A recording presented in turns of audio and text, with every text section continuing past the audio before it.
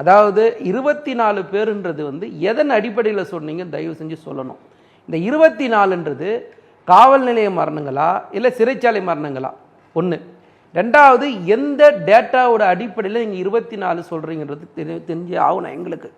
ஏன்னா என்சிஆர்பி டேட்டாவை பற்றி பேசுகிறோம். என்சிஆர்பி டேட்டா தான் இந்திய ஒன்றிய அரசு வெளியிடுற ஒரு டேட்டா.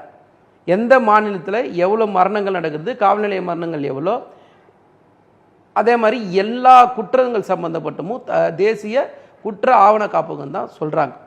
அது அடிப்படையில் நாடாளுமன்றத்தில் அண்ணன் திருமாவளவன் வந்து விவாதத்தின் போது ஒரு கேள்வியாக கேட்கும்போது தமிழ்நாட்டில் மொத்தமே 7 மரணங்கள் தான் சொல்லப்படுது 2022. அப்போ நீங்கள் எந்த அடிப்படையில் சொல்கிறீங்க?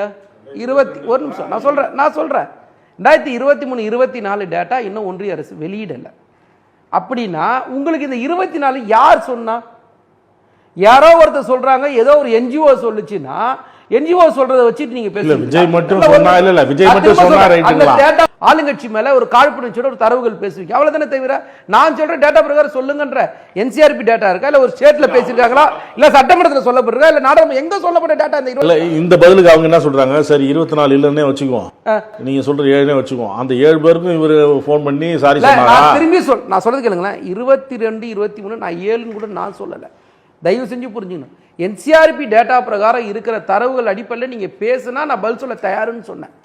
ஆனா நீங்க இல்லாத தரவுகளை பத்தி நீங்க பேசுறீங்களே தவிர இருக்கிறதா எங்கேயுமே நீங்க பேசல. முதல்ல 24 பொதுவெளியில பேசுறதுக்கு பகிரங்க மன்னிப்பு கேட்கணும்.